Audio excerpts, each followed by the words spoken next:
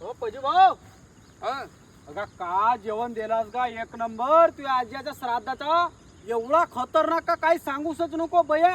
गावामध्ये चर्चा चालू राहिली आणि एकही आयटम फेल नाही त्याच्यामध्ये. एक नंबर जेवण झाला. अरे भैया याटम बनवण्यामध्ये फेल नाही झाला पण वाढण्यामध्ये फेल झाला ना का. म्हणजे काऊ अरे तू डबाभर कढी नेलास नाही का. हो ते कढी नेलास तर ते अंशुल खांडेकरला कमी गेले तर तो माझ्यावर रंग कर असा.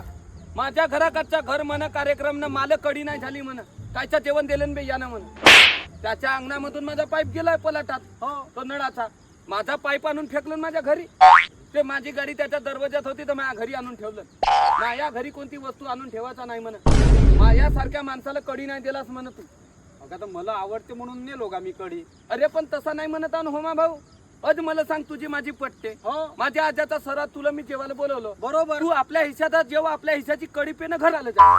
तू माझ्या घरची डबा धरून कायला कढी नेला. अगा तुझी माय पटते म्हणून अरे नेलो का. बाबा पट्टे पण त्याच्या सोबत पट्टे ना. बस त्या माणसाला म्हणजे कढी कमी केली तर आता मी कसा का करू. तो असा रागा फुगला मा भयंकर. आज तुझं संबंध पावायला गेलो मी तर त्याचं खराब होते. त्याचं पावायला गेलो तुझेच खराब होते.